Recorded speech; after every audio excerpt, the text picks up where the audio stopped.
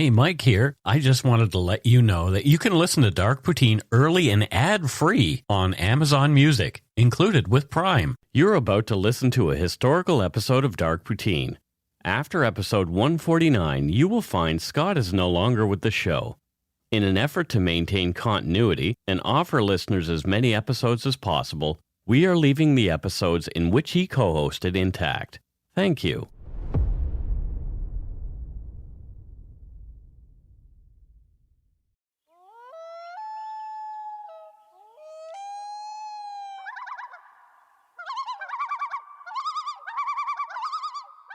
Is this thing on? Is this thing on? Yeah,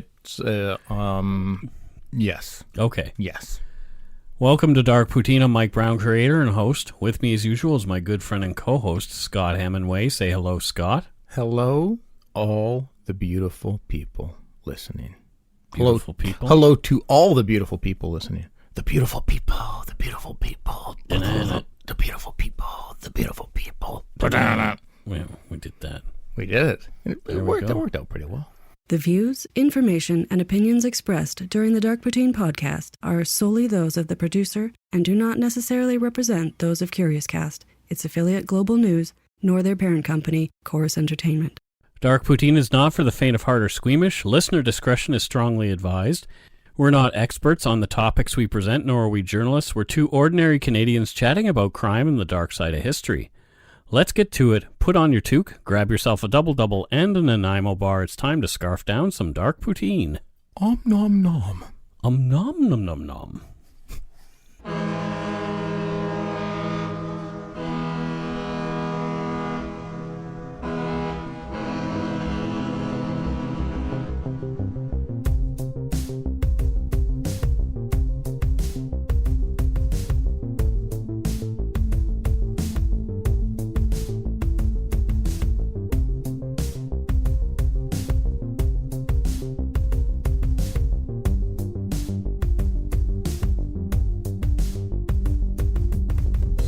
Episode 87. Whew. I graduated from high school in 87. Oh, holy shit. Yeah. Wow. Yeah. I was 92. Oh, wow. Yeah. Yeah. Yeah. Well, that's because I'm old. This is a very sad topic. Graduating from high school? Yeah, thanks for bringing Did you actually graduate from high school? What kind of a question is that? Wow. I'm just being a turd. No, I didn't. You did? No, I did. Yes, of course. You didn't have to go back and get your GED, or as Malcolm calls it, your good enough diploma? I had to go back a year later to get some extra credits. But not a GED. No. Good enough degree. Good enough degree, yep. On with the show. This week takes us back to my home province, Nova Scotia. And this is the story of the murder of Amber Kirwan, who disappeared after leaving a New Glasgow pool hall in 2011. Oh, okay. Interesting. There's a New Glasgow? Yes. So New Glasgow was founded in 1776. It has a population of around 10,000 in the town itself and 34,000 in the outlying areas. Okay. It's in Pictou County, just off the Northumberland Strait, so you can pretty much look across and see PEI there. Okay.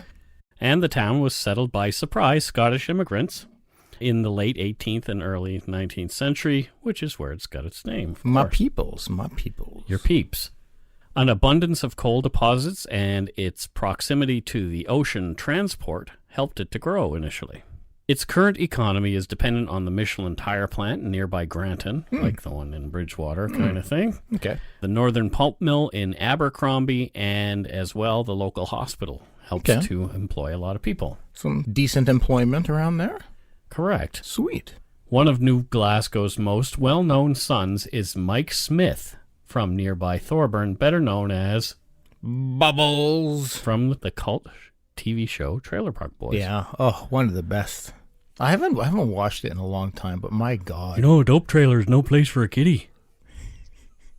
Look, Ricky. I think I got a leech onto my bird. Oh, it's a fucking Sam Squanch, Ricky. The Green Bastard is one of my favorites. Oh, that was a great one. Yeah. Yeah, if you don't know what we're talking about, go look at some Trailer Park Boys. You'll probably enjoy it. Oh, I'd probably change your life.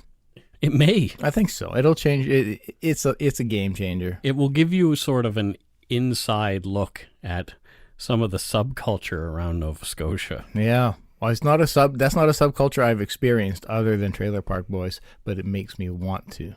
I definitely experienced that subculture. Oh my God, yes. Yeah.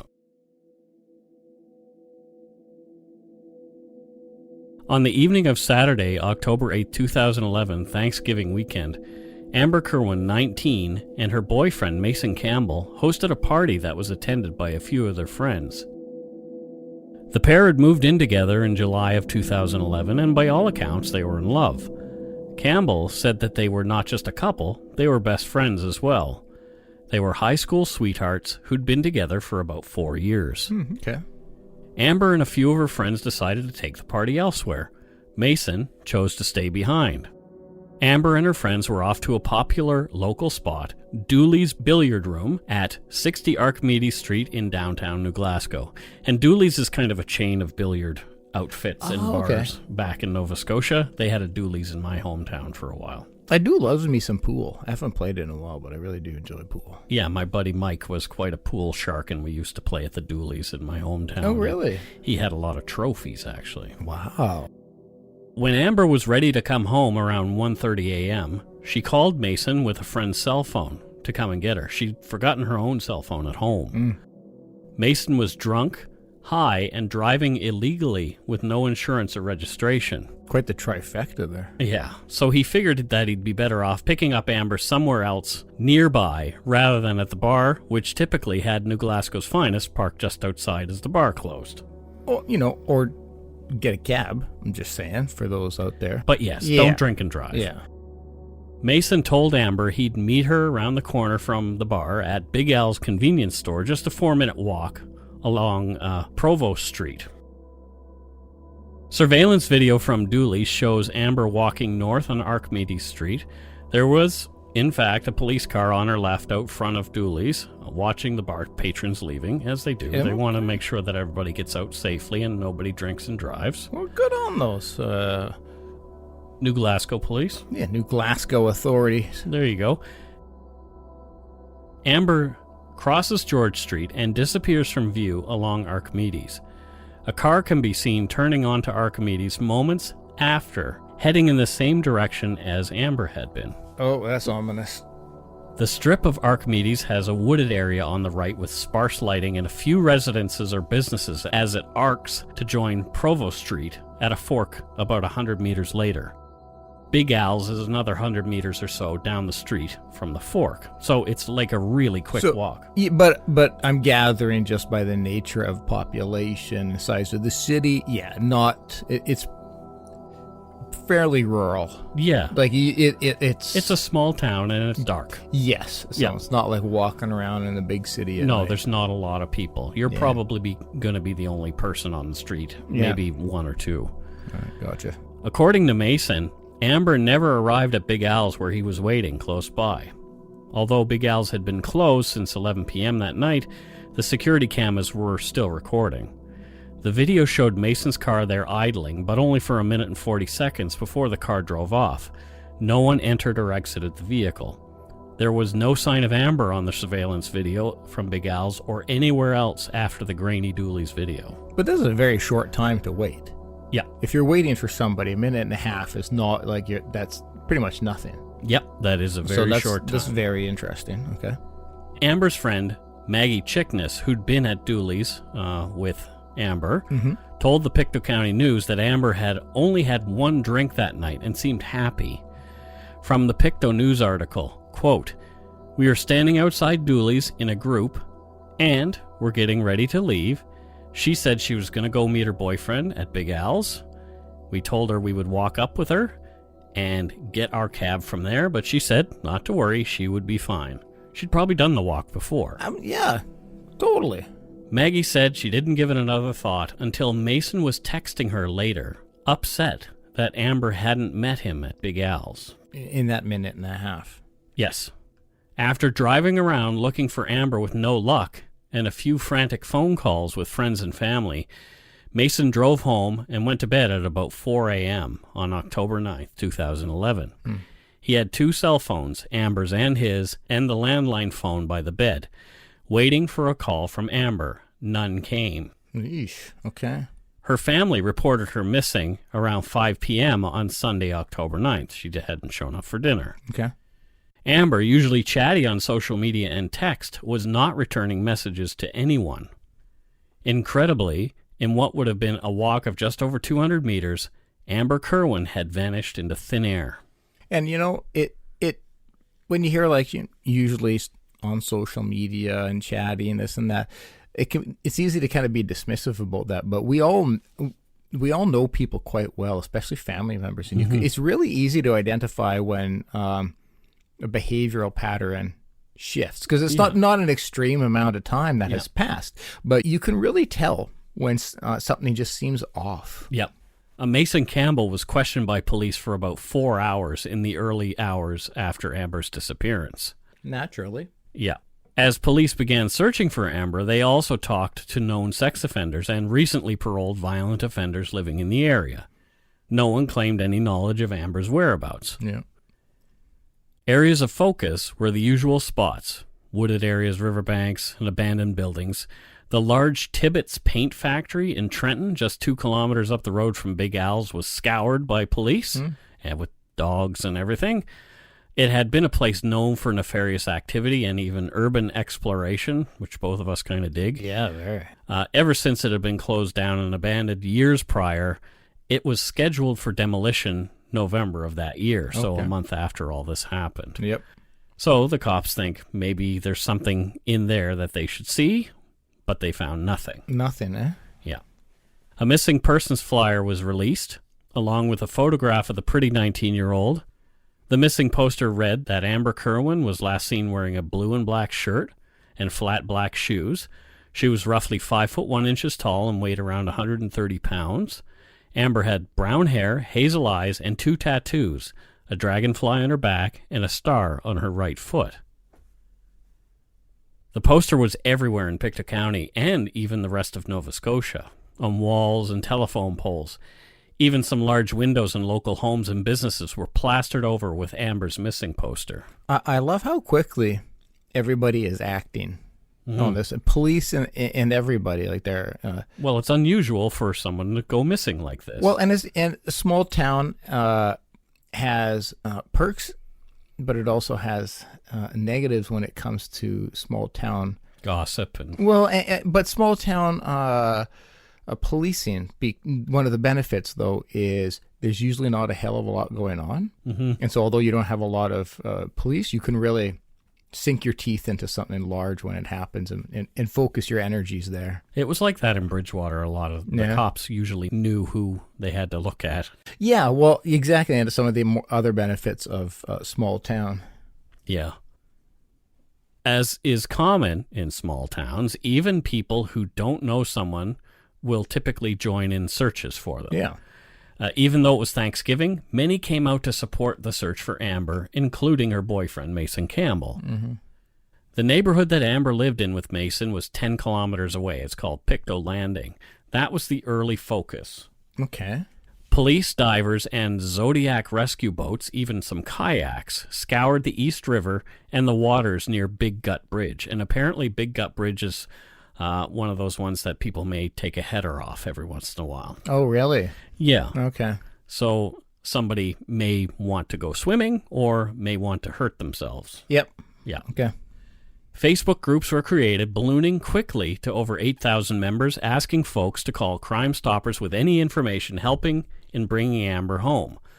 Someone had to know something. The rumors, of course, were flying. Many posts pointed their assumptive fingers right at Mason Campbell. Which is, again, understandable. I mean, that is the typical go-to for crimes of this nature. And that's the thing that the police will probably investigate first, which is why their focus is probably near their home in Pictou Landing. Yes, exactly. Yeah, and he was probably grilled more than once by the police about this situation. Oh, I'm sure for the first while anyways, he was the primary focus of police interrogation and investigation. He may have even been under some surveillance. We don't know. Mason told CTV News, quote, "That's the last thing I want to hear going around. That doesn't help any bit of this situation."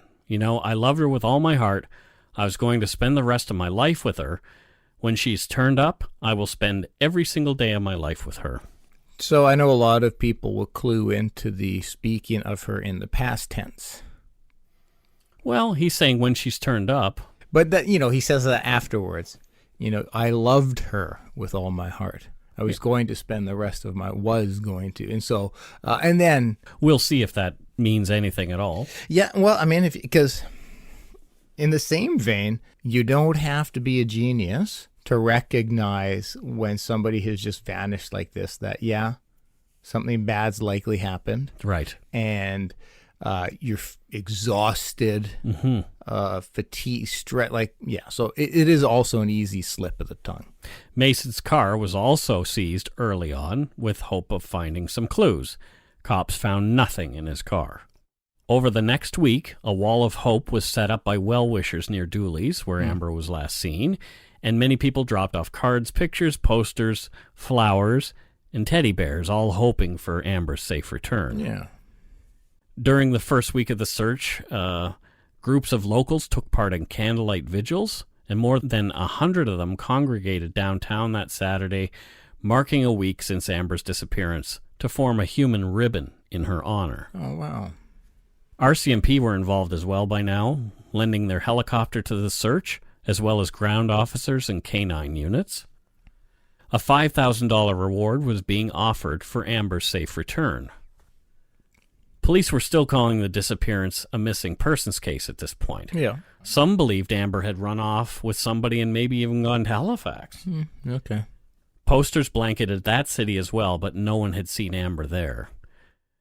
Mason and other friends and family didn't believe that Amber had just vanished. She was not the type of person who would just drop everyone and not call or message in some way. She was protective of her younger brother in particular, texting him multiple times a day, but she'd even stopped that since the night of her disappearance. Yeah, again, it's when you're close to somebody, you can notice these pretty large deviances in pattern. Yeah, exactly. Yeah. Deviances. The chatter that Amber was being held somewhere against her will started to emerge, as well as the more morbid assumptions that Amber Kirwan had been murdered. But police remained tight-lipped. Well, yeah, the odds are. Well, no, I'm not even going to say that. Yeah, you don't want to go there. Yeah. What they were not telling the public at the time is that on October 14th, 3 days after Amber's disappearance, some of her belongings had been discovered next to a logging road in Heathbell, Nova Scotia. And Heathbell is a small rural community, a 23-kilometer drive west, past the town of Pictou. So, what cops discovered was disturbing. A local woman and her common-law husband found what police believed to be Amber's torn black leggings and a pair of earrings that Amber had recently obtained in some nearby brush. Apparently they were hanging from a tree. Okay, yeah, that's absolutely not a good sign. 23 kilometers isn't incredibly far, but it's still a good chunk of distance. Yeah. In Nova Scotia, that's quite a way. Is it, eh? Yeah. Yep. It's a town or two over, right? So. Okay. For obvious reasons, police began focusing their efforts closer to Heathbell. They also held this evidence close to their vest. They didn't want to talk about it. Yeah. They searched the wooded area and part of the property where the clothing was found on the north side of Heathbell Road for over 30 hours, but they didn't find anything else. Man, you would think that would have been thinking they would have. It must have been a disappointment for them, too. For sure. Like, you find some things that are very obvious evidence. Yeah, you're hoping that maybe you're going to find. Especially because, these are things that folks knew that she had. Yeah, earrings specifically. Yep. Yeah, that's something you can really. Prior to the discovery of this evidence, police had spoken to a Heathbell man regarding Amber's disappearance. Christopher Alexander Faulkner, 27, was on parole at the time. Faulkner had been evasive, but there was no evidence to hold him at the time. Now that this evidence had been found so close to residents that Faulkner was connected with, they gave him another hard look. So I guess he's probably one of those names that they immediately, when this happened, were like, oh, This is somebody we know of. Yes, and you'll see why they know of him here in a okay. bit. Okay. On October 26, 2011, police interviewed Faulkner and taped the conversation from an article in the Pictou County Advocate. Quote, when he was asked if he had anything to do with the disappearance of Kirwan, he replied, "No, I did not." When asked why they should believe him, Faulkner said, "I didn't do it. It's not my thing. Kidnapping's not my thing. I'm trying to stay away from the past. I'm trying to straighten up. I just like sitting home and having a beer." End quote. The investigator asked, quote, "What's not your thing? Going to the bar is not your thing? You mentioned kidnapping." And Faulkner said, "Going to the bars and taking girls home. I've never had a one-night stand. It's not my thing." End quote. Okay, that's pretty specific. He mentioned kidnapping before the police did. Yeah. Faulkner did not have any verifiable alibi for his whereabouts on Thanksgiving weekend either. He was asked why he thought they were talking to him, and Faulkner was frustrated, but not surprised that he'd been brought in. He said, "I know it's just 12 years ago. I'm always suspected by association." Okay. Yeah. And here's where we should tell you a little more about Yes. Christopher Alexander Faulkner. Yes, please. Why was he on parole, you ask? What had he done Yeah. 12 years ago? Exactly. When Faulkner was 15 years old, he and a friend, Fraser Wilson Kennedy, were arrested and charged and convicted in adult court for the murder of 53-year-old taxi driver Robert Gerald LeBlanc in Pictou, Nova Scotia. So at 15, he was convicted of murder. Yes, Well, in now. adult court. Well, now.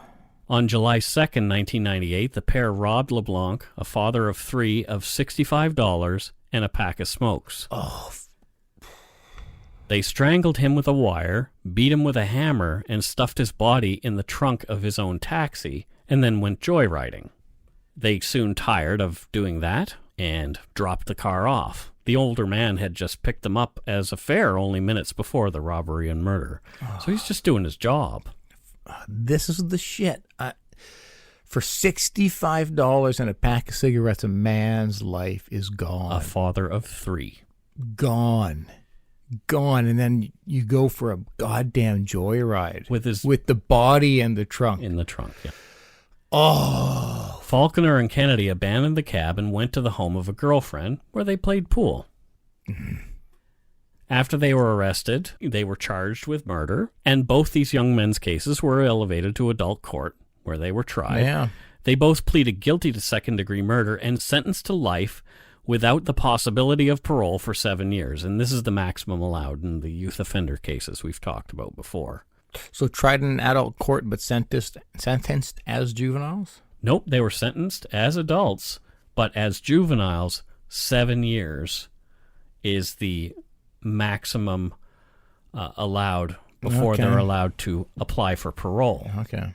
So they're still sentenced to life, which as a juvenile you would only be sentenced to 3 years tops. Yeah. Oh my God. Wow. Yes, it's crazy. Kennedy, Faulkner's partner, applied for parole in 2004 and 2006, and he was denied both times.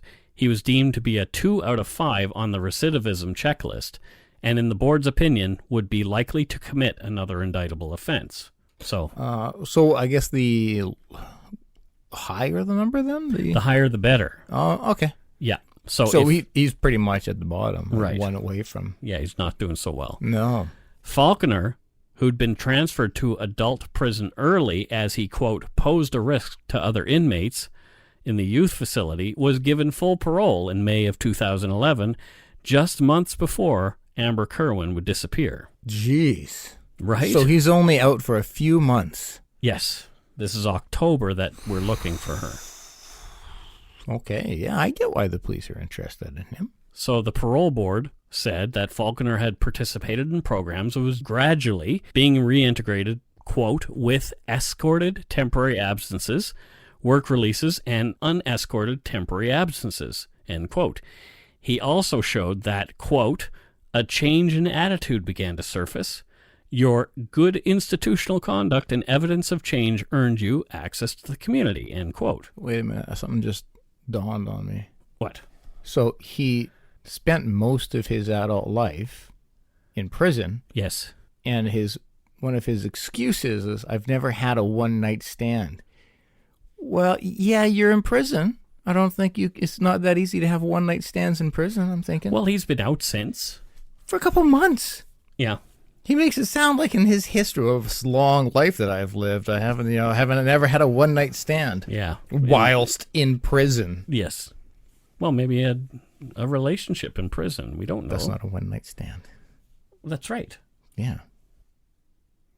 Anyway, the team responsible for tracking Faulkner's progress in the system felt that he'd been successfully rehabilitated, and with ongoing psychological counseling, he'd do well in release. The report said, quote, "You have secured independent accommodations and will be expected to maintain employment.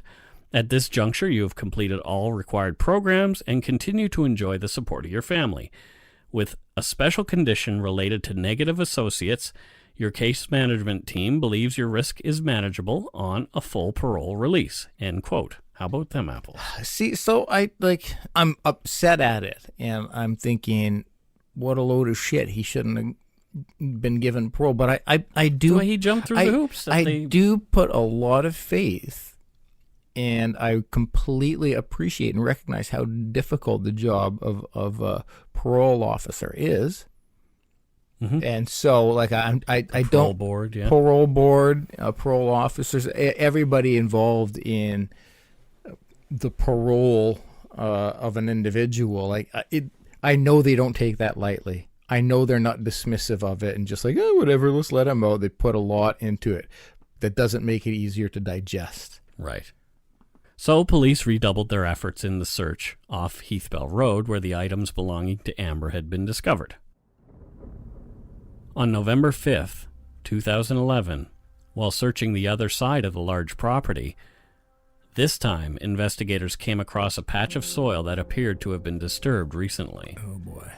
After gridding the area off, searchers uncovered the naked body of a female buried face down, arms tied behind her back with cloth and caked in mud. Oh, shit. Investigators knew to look for distinctive tattoos, and sure enough, there they were.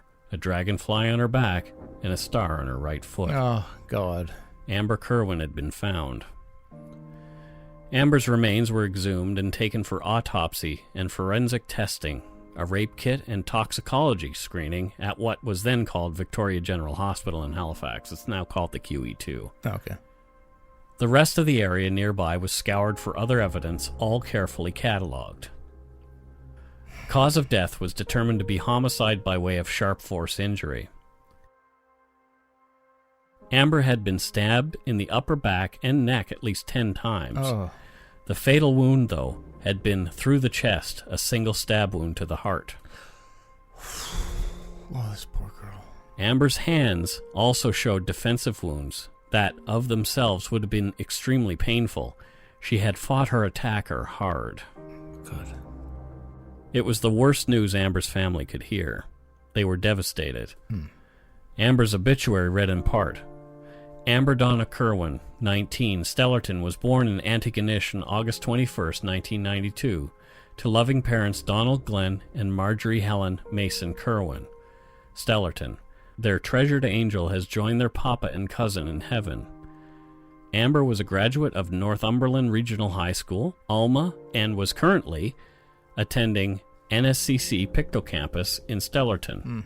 So it's Nova Scotia Community College. She was a member of Our Lady of Lourdes, Roman Catholic Church, Stellarton. Amber was employed with Proudfoot's Home Hardware in New Glasgow, where she enjoyed working with her co-workers and helping customers. Her professional goal in life was to become a nurse, and she was recently accepted into the licensed practical nurse program at the Nova Scotia Community College Pictou Campus. Amber was a caring girlfriend and a loyal friend. Her family were very important to her. She never missed an opportunity to express her love. Amber will be forever remembered as Liam's Umba, Mom's beautiful daughter, and Dad's little girl. Holy shit. How, that's just like, oh, that poor family. She just sounds, as often we talk about in the cases we cover, Just a sweet just girl. a yeah. wonderful person, a normal 19-year-old kid. Wants to go into nursing, so she had that really altruistic streak in her. Yeah. But wants to help others. Is going to do things 19-year-olds do. You're going to have a drink or two. Yeah. You're going to experiment with things, but sounds like somebody who absolutely has a great head on her shoulder and has ambitions and goals. Yeah. And her future was snuffed out. Yeah, by someone. Some dickhead. Funeral services were held at 11 a.m. Saturday, November 12th in Our Lady of Lourdes Roman Catholic Church in Stellarton, with Father Bill Rankin presiding. Amber Kirwan was interred in Our Lady of Lourdes Cemetery. And we'll take a break right here.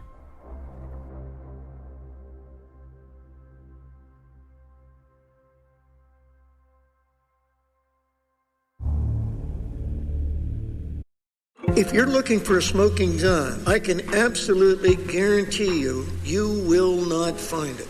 In October 2001, a series of letters filled with a deadly powder called anthrax were dropped into the U.S. mail system. What started as an unprecedented case turned into an unsettling mystery. Who sent these deadly letters, and why? From Campside Media and Sony Music Entertainment, I'm Josh Dean, and this is Cover Up Season 4, The Anthrax Threat, available now.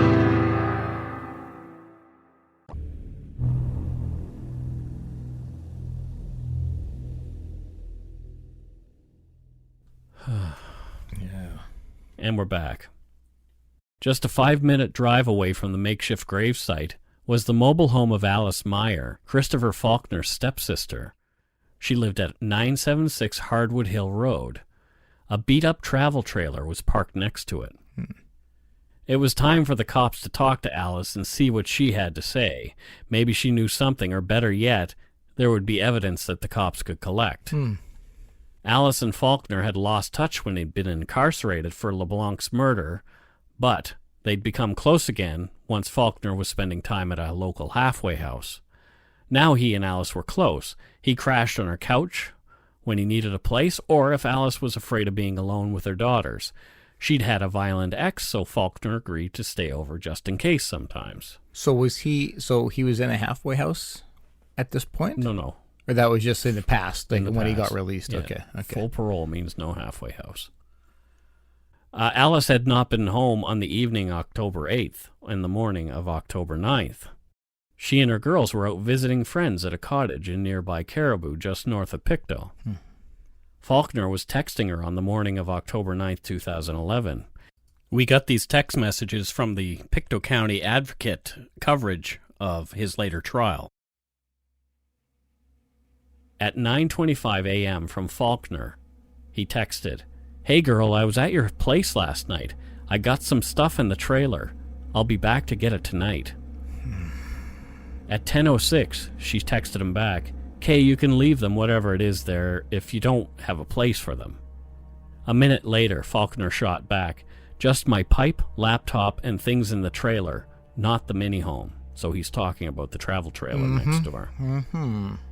Alice found this odd, as the trailer was there for storage only. It was filled with stuff and it was never used. As far as Alice knew, Faulkner had never slept in there and it was full of junk. Faulkner would show up sometimes in the middle of the night unannounced and would be found sleeping on her couch the next morning, but she was fine with that because she felt safe with him around. Yeah. But, like I said, he'd never slept in the trailer outside. Yeah. The night that she went missing. Alice texted Faulkner back at 10:09. "When I go home, do you want me to take your stuff in and put it somewhere else?" And again, Faulkner shot back, said, "No, I got to go to Dad's at 4 p.m. Thank you, though. Just letting you know is all." Chris Faulkner was arrested and charged with unauthorized possession of a restricted firearm and possession of drugs after a bit of a raid. He was held pending hearing to revoke the parole he'd received on his life sentence. The same day at 4:40 p.m., Alice Meyer posted on Facebook, quote, "I wish people would stop with the rumors. The media causes enough just trying to make the best story to get the sales. Life is hard enough in the Maritimes. I really don't need people making up stories. Let's just all remember Amber and wait for the real truth to come out, and then yous can say what you want. Thanks," end quote. I mean, She's wanting to believe her brother. Yeah, exactly. And I get that. And you're going to be protective. And in her defense, she had no idea what was about to be found in the travel trailer next to her home.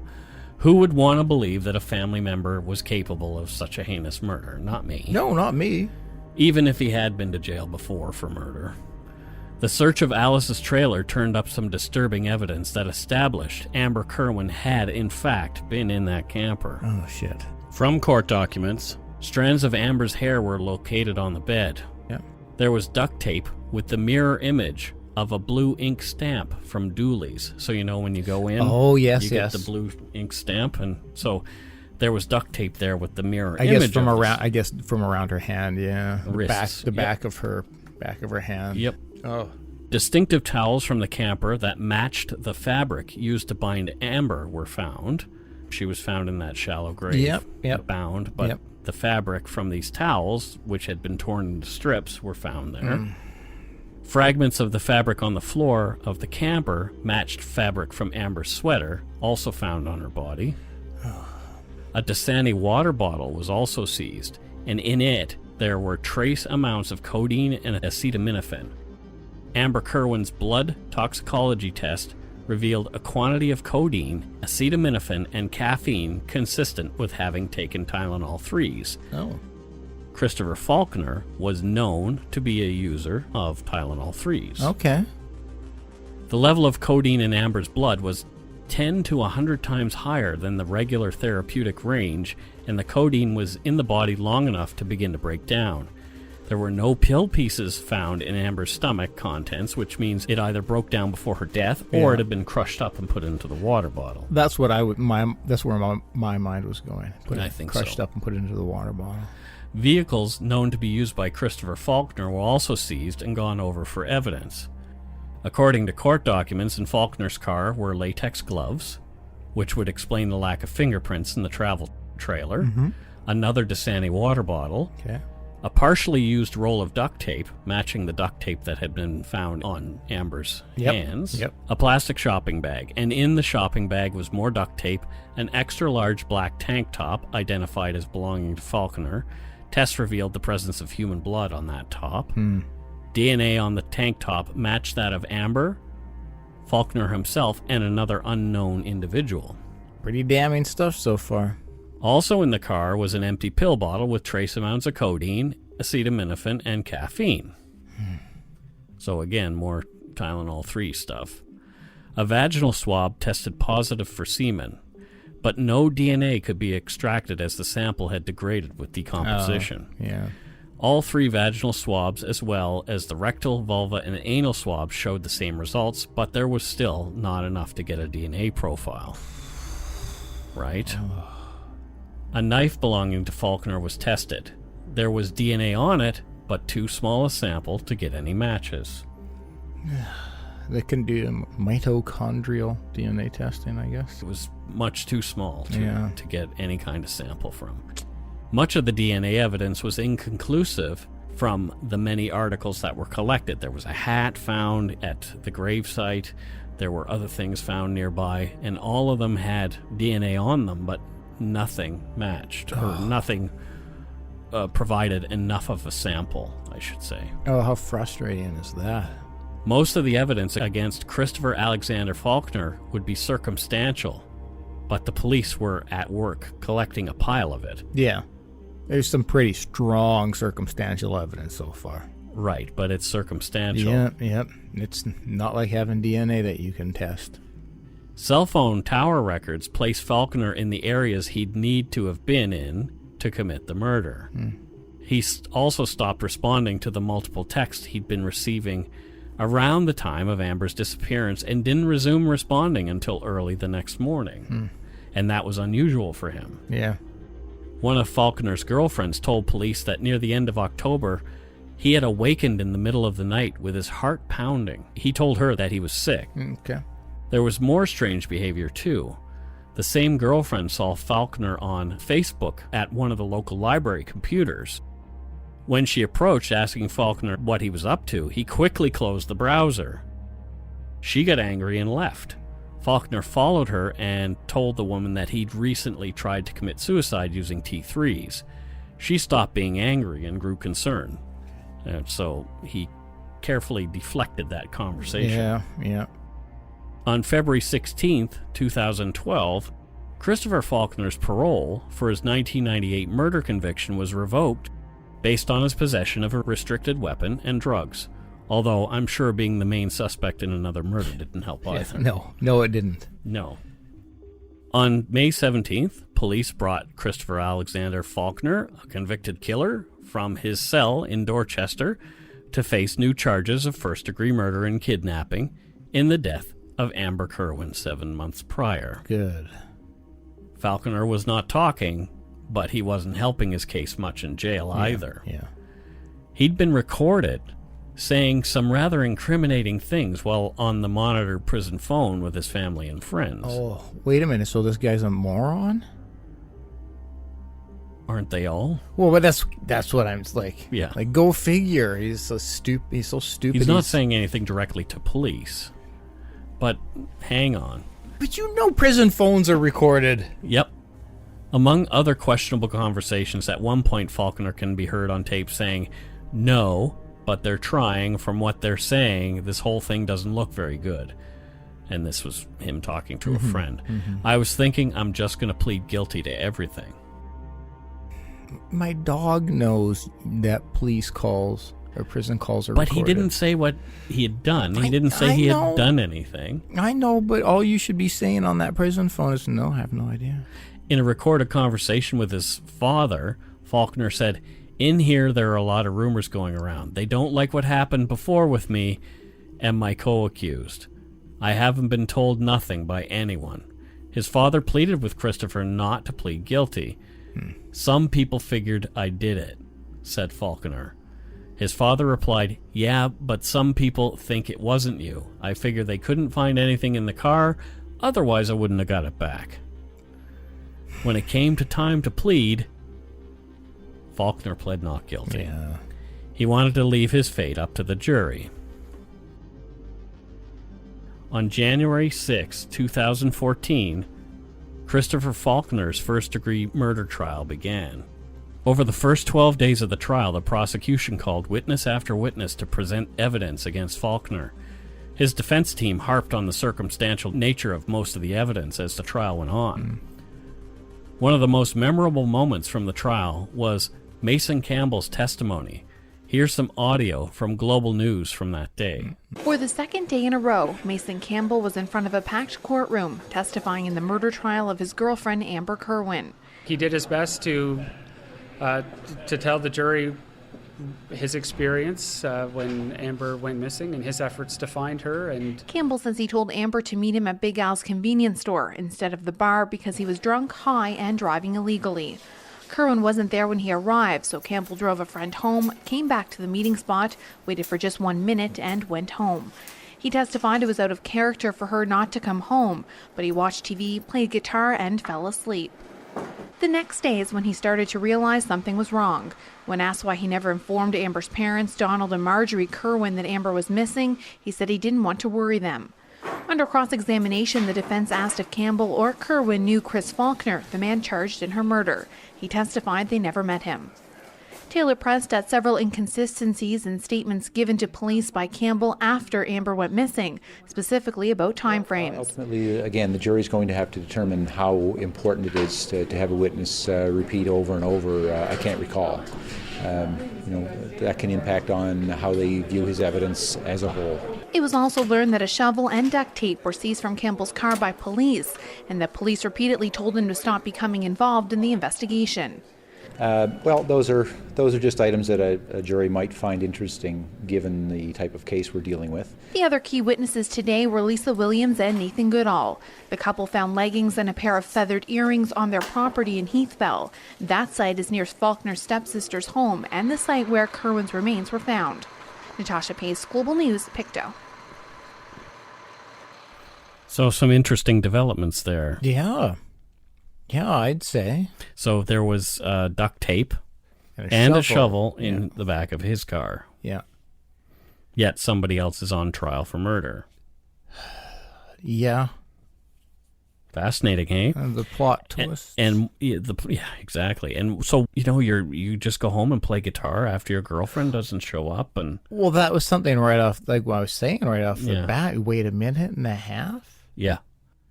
and But he drove down the road and looked for her and couldn't find her, and if you said come pick me up, and I go to where you say come pick me up, I'm not going to wait a minute and a half and then start driving. I'm going to give it some time. yeah. 20 minutes, 30 minutes, and then be like, okay, maybe I'm in the wrong spot. Let me try calling. Oh, I can't get hold. Maybe I'm in the wrong spot. Now let me drive around. Not just be like, well, I've waited 90 seconds. What more can I do? Yeah. It very well could just be that he's like, you know what? She told me to be here. I'm coming to pick her up. She's not here. Fuck it. I'm going. Like, Yeah, could have been that. who knows the dynamics? So, Yeah, who knows? but it's a plot twist nonetheless. The only witness for the defense was Scott Faulkner, Christopher's father. He testified that the conversations on the tape where Christopher was talking about pleading guilty was just his son feeling hopeless, as though he was being railroaded. Yeah, sure. Okay. Again, from the Pictou County Advocate, in his closing statement, Crown Attorney Bill Gorman said, quote, fingerprints and DNA were not found in the camper, but in the Chev Impala, an open box of latex gloves were found in the trunk. Isn't it logical and reasonable in inference that he used the gloves? Asked Gorman. This evidence is a rock when you put it all together. Everything points to the accused, and it's the only rational conclusion. End quote. I mean, yes, there's a lot Of circumstantial evidence. Circumstantial, but a lot of that evidence there. Yes. The jury didn't buy the thin defense.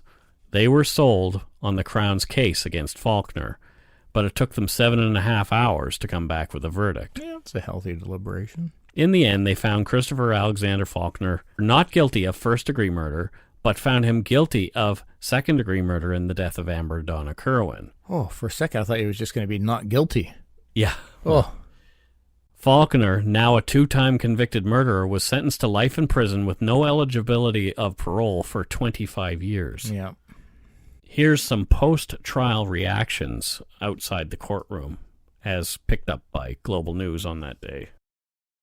This is the last time Chris Faulkner will see the outside of a jail cell for a very long time. The 31-year-old was convicted of first-degree murder this afternoon. The jury deliberated for just 7.5 hours before giving their verdict. They obviously took their tasks and their duties very seriously and arrived at what we believe is the correct result. He's disappointed, obviously. I think he was thinking that there was a decent chance of an acquittal because of the time they were taking.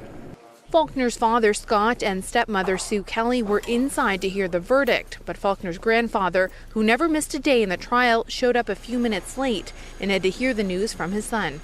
Flint Bonvie and his wife have been at the trial almost every day watching the proceedings. We're happy for the family, the Kirwan family. We've been following this for the past few years, and we're very happy that justice has been served. Marjorie Kirwan began crying as soon as the guilty verdict was read inside the courtroom. Are you guys pleased with the verdict? Very. This is a tragedy that I don't think they'll ever get past. Oof. So there you go. He's going back to jail.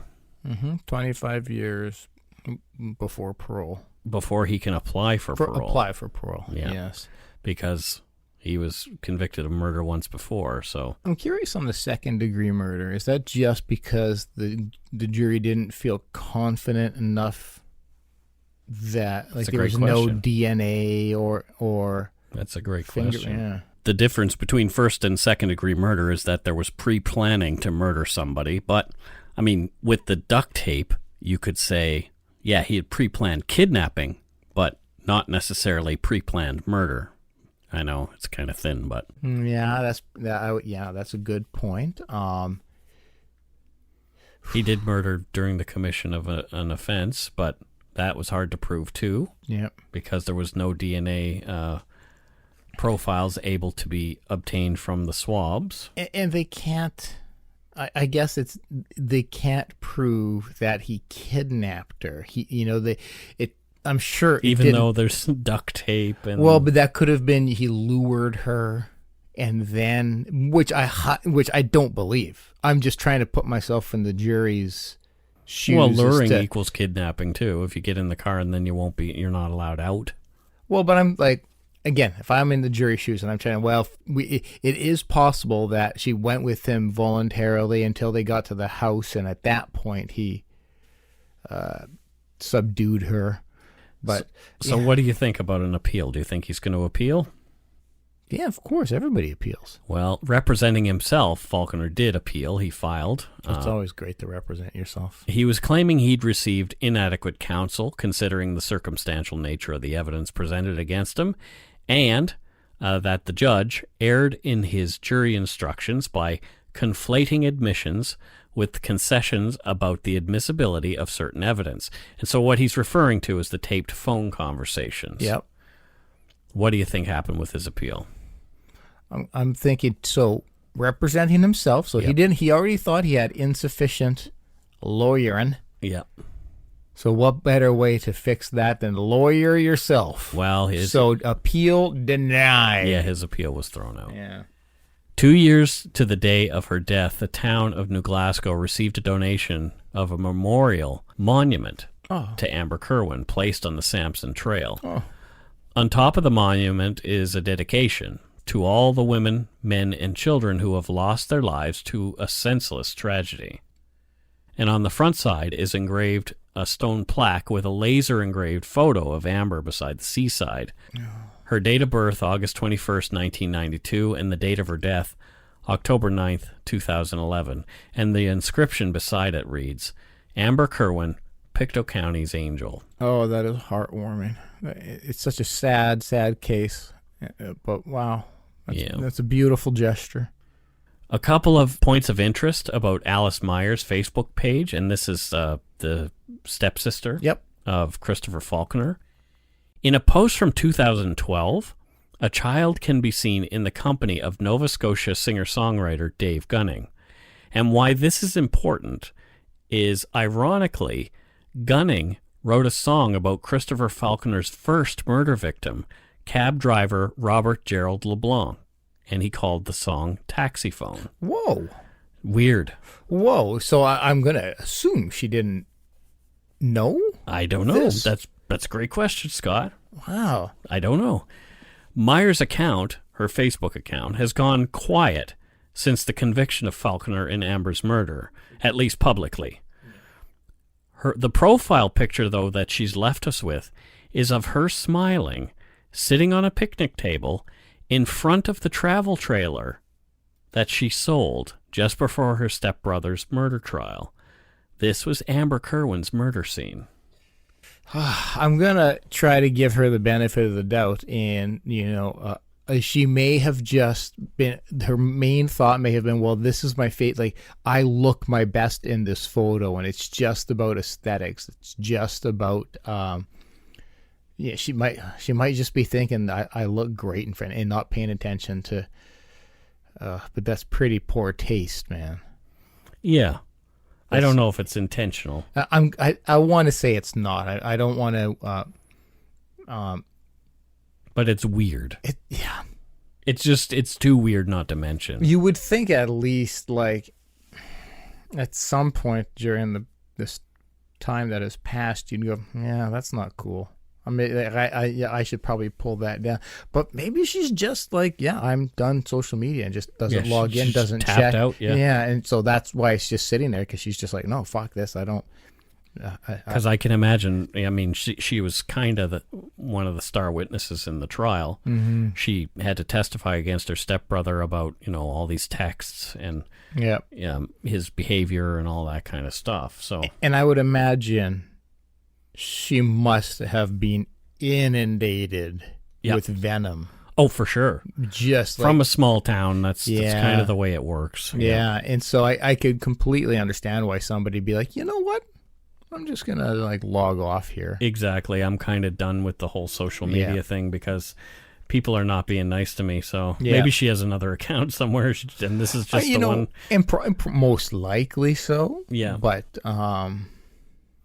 hopefully there's not a photo of her sitting in front of the trailer on whatever else. Oh, God. Well, yeah, who knows? I'm gonna hypothesize she liked the photo and put it up there a long time ago. Shit's happened, and she's just like, I'm out of this thing. There you go. Way to go, Scott. So you're great at that benefit of the doubt thing. Yeah. Well, she seemed, from what little we know, I mean, she seemed like a reasonable individual. Yeah. All right. That's it for this week's story. Holy crap. So, I feel like we just covered this one on Bowen Island. Kind of. Very different outcome, because there is an outcome. But, like, it's just... And that's why I kind of wanted to cover it, because of the similarity. Mm-hmm. And people would start to think, it's the boyfriend right away. Yeah, I did. Yeah, I did. And... surprise, there was an anonymous person who she didn't know. Yep. Or her boyfriend. They weren't familiar with this person at all, apparently. Yeah. But it's just, so much youth tragedy. Mm-hmm. We're looking at, there's a lot of comparison with the two when it comes to age and innocence. And also, what was compelling to me was the fact that he's a 2-time murderer. No kidding. Yeah. Yeah. Like he'd already, as a young man, a kid really, he'd murdered a taxi driver with his buddy for $65 and a pack of smokes. And it's a brutal murder. Like you strangled somebody. Then hit them on the head with a hammer. That is a very personal way to kill. Yep. And so like that says a lot about his character. Yeah, it's kind of tough to wrap your brain around. Yeah, very. Let's move on to some fun. All right, it's time for Patreon shoutouts. And the first one came along with a message. Oh, I love messages. And it's from Tim Roberts and his wife, Lindy. Oh, hi, Lindy. In the UK. And they wanted to say how much they love the podcast. Okay, so anyway, there you go. Lindy! Thank you, Tim and Lindy. I've known many a Lindy, but none as awesome as this one in Devon in the UK. Exactly. Lindy. This is the best of the Lindys. Trust me. I know my Lindys. Exactly. Thank you. Joey and Jesse Henyu. Okay. I don't know where they're from. You don't. But Henyu. Henyu, yeah. It's a typical German name. Okay. But they're not German.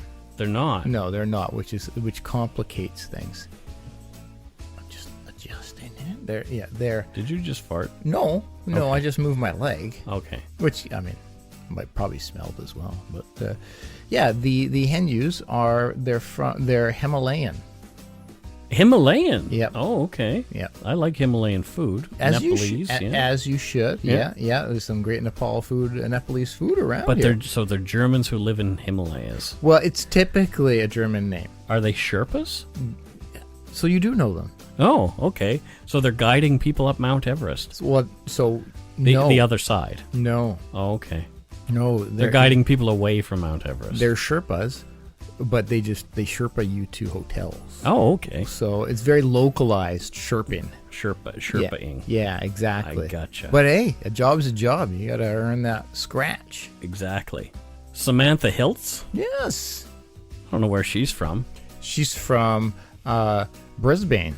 Australia? Yeah. Wow. Yeah, she's from Brisbane, Australia. Yep. Have you ever heard of a Hilti drill? No. So it's a kind of they're a manufacturer, Hilti. They make make power tools and such. And she's an heir to that family's fortune. But it's Hiltz. No, I know. They made the name longer for marketing. Hilti. I gotcha. Because it sounds more adorable. And you want your tools to sound adorable. I don't want to go into adorable sounding tools. Okay, well, I'm just saying. Trust me. Sarah Taplin from Manitoba. Hey! That's Grandview, Manitoba. Grandview? Yeah. Wow. Tasha Halderson from St. Albert, Alberta. Thank you, Tasha. That's a lot of Alberts. That's it's an excess of Alberts. Tia Jenking from Mattawa, Ontario. Never heard of it. Mattawa. Never heard of it. A Mattawa is actually, I think, what Carol has referred to as the name of the religious police in Saudi Arabia. Oh. And they go around with like a bamboo cane, and they hit the ladies on the ankles who are wearing clothing that is too revealing. And so hopefully that's not what's happening to you, Tia Jenking. Wow. Yeah. Ankle smacks. Exactly. Nick Mohar Shirts. Hey, Nick. Thank you, Nick. He is a prime minister. Oh, shit. Yeah, right? Wow, Nick. So, Nick, thank you so much. We really appreciate having people become prime ministers. Oh, man, yeah. But guess what? What? Lydia B. Fiedler is also a PM. Holy crappers. And she's from Austin, Texas. Austin, Texas. So, one's from Williamsport, Maryland, another one from Austin, Texas. Holy crap. See, this is what Canada's about, though. You don't even have to be from Canada to be a prime minister here. That's correct. You know, like, so wow, thank you guys. And, I mean, Lydia's a very familiar name. We see her in the Umber Yard a lot. Damn, Skippy. We do Nick. As well as this next person. Oh, yes. Liz Overheiser. She's been there she's an OG-er, I think. She's from one of my favorite places to say. What's that? Kalamazoo, Michigan. That is a great name. Kalamazoo. Kalamazoo, Kalamazing, Kalamizops, anytime you wing. There. Okay. Yeah, it's a beautiful song. Susan Latondra. She is another Yumber Yarder. Yes. But I don't know where she's from. No, you don't? No. She posts it all the time. Yep. Yeah. Where's she from? Timbuktu. Well, how about them apples? I don't think they have apples in Timbuktu. Okay, what do they have there? Guava? They do have some guava. Primarily eggs that grow on trees. That's messed up. Is what? You're telling me. Oh, boy. Yeah. Well, so thank you, Susan. I hope you enjoy your guava and eggs. Tree eggs. Tree eggs. Yeah. Savannah Harris. Oh. I think Savannah Yeah. is not from Georgia. Then where else could she be? I thought everybody has to be named after the city they were born in. No, she is not from Savannah, Georgia. Oh. She is from Saskatchewan. Well, there's an S involved. Right? Yeah, I mean, that's close enough. Yeah. Yep. It's close enough. Wow. And you know what she does for work? Crop dusting. Whoa. Yeah, she has a really old plane. Uh-huh. And does she hang her butt off the back and toot? No, she doesn't toot. She actually it's does not like that kind of crop dusting. No, it's like actual crops. Oh, I'm thinking just like big long farts here as you're flying in the back of the It's plane. not that kind of crop dusting. That's disgusting. Because in my mind, I was thinking, shit, you can get paid for that? You should be. Oh, I'm going to get me a millionaire. Yeah, exactly. Jessica Hawker. Hey, Hawker. Yeah. Hawker. I don't know where she's from. Of course you don't. Why would you? Well, do you know her? Yes. Really well? We went to school together. Oh, dear. In Indonesia. You've never been to Indonesia. I went to school there. What did you... Were you taking something specific in Indonesia? Yes. What? Indonesian? Math. This would explain your lack of mathematic ability? Yeah. Well, I would think... Well, I don't want to racially profile, so I don't know about... And guess who my math teacher was? Who? Jessica Hawker? Mm-hmm. Oh, well, there you go. Mm-hmm. So thanks for teaching Scott how not to do math. Yeah, my lack of mathing is not her fault. Okay. She's a great math teacher. Numbers just break me. It's true. I consider phone numbers math. Yeah, I'm just They're saying. just a random assortment of numbers that will connect you to a specific person. They're numbers. You had me at numbers. Man. Right, I guess so. Yeah. And we've already mentioned that. Maria E. Parker, and she's from Saanich, Oh, British Columbia. I'd like to eat a sandwich right now. I'd like to eat a sandwich too. Yeah. I don't know what I'm going to eat for a sandwich. How about I like peanut butter sandwich. ham and mayonnaise sandwich? You can't have peanut butter sandwich. In I your can't. house. I can't, and it's tragic because, man, that dude loves me some peanut butter. So you come over here and have peanutty things. Yeah. Yeah. Yeah. That's like, I don't drink or smoke or anything. I just sneak out and have peanut butter. Oh, jeez. You do what you got to do, Mike. Exactly. All right, we do have some PayPal, PayPal-y kind of stuff going on here. PayPalians? PayPalians. What's this? Monet Terrio sending more money. Like, how many times do we have to say your name? It's awesome. Oh, my goodness. Monet. Monet. And as far as names go, it's a bloody fantastic name. It is a very French name. Monet Terrio. Mon ami. Oh. Yes. I don't know what that means, but I think it's amazing at me because she is our friend. Yeah. Yeah. Yeah. Yeah. Well, thank you, Monet. Monet. And whoa. Well, somebody named Mamiwi Gibishuin okay, sent us a really big donation. Holy crappers. Well, the biggest one we've got. It's Yeah. So thank you very, Wow. very much, Mamiwi. I'm very sorry I have slaughtered your name. Uh-huh. But it looks like a culture that I'm not exactly familiar with. Well, that'd be most of them. Yeah, right. Other than Irish. If it's not Irish or Dutch or German, I don't know. You're done. I'm doone. But, wow, thank you for this donation. Yeah, so thank you very much. Seriously. Yeah, so you're like a triple PM. Yeah. This week. Try 'em. Yeah, so wow, we appreciate that a great deal. We really do. We really do. We really do. Thanks so much to our patrons, past and present, for your pledges. We really appreciate your support of the show.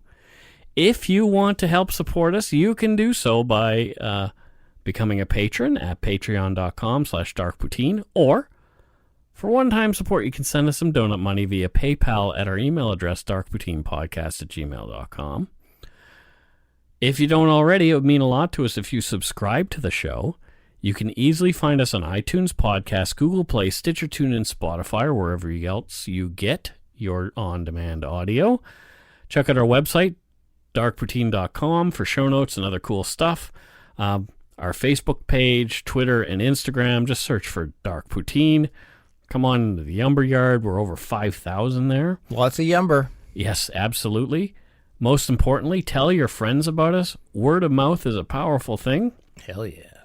And interestingly, I had a meeting this past week with the podcast festival here in Vancouver, and they want us to do some headlining there. Sweet sassy molasses. So that will mean that you will be able to come on out and support Scott and I at a live show, perhaps at the Rio Theater. This is mind-blowing.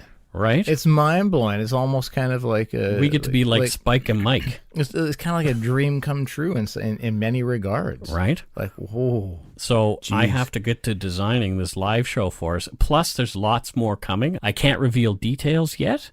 However, there are some really big shows. Really big shoes coming that you will probably have heard of, and they are not all necessarily Canadian. So, holy crap. Yeah, it's going to be a great podcast festival this year. I'm super looking forward to it. Like, we had a great time last year. We got to meet Navarra, and I got to do a couple of panels. So I guess we'll be doing that. We might be doing an event that is outside of that as well at the same time for our local Yumber Yard and Dark Poutine listeners. It's going to be a busy week. It is going to be a busy week. It will be taking place between October 7th and 10th. Sweet. So clear your schedule for that. Yes, clear it now. I'll clear it for you. There you go. Until next week, which will be an away game before we take a week off. Because I'm taking a week off. I need a week off. Yeah, take a week off. Yeah. Away game, Scott. So it's going to be an interesting one. Let's travel to it. Yeah, we're gonna hop in probably a time machine. A time machine. And probably like a jet. A Learjet? Well, or a propeller? Could be some jalopy. It's a biplane. Beep, beep, beep, beep. It's our crop dusting friend. all man in the back. Yeah, with the farts. Exactly. So until next week, don't forget to be a good egg and not a bad apple. Bye-bye, everybody. Bye-bye.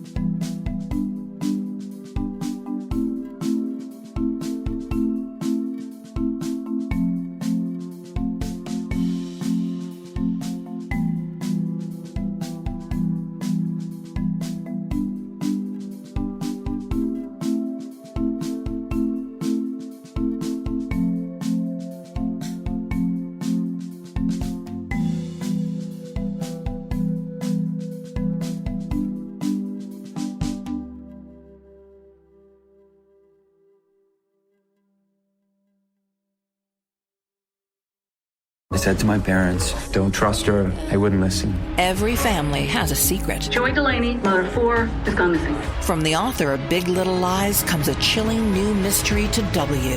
You are an emotional chaos sinkhole, Amy, and I'm sick of it! Starring Annette Bening. Nobody can break your heart like your own children. And Sam Neill. She will come back. Here we go. Strap in. Apples Never Fall. All new Thursdays, only on W. Stream on Stack TV.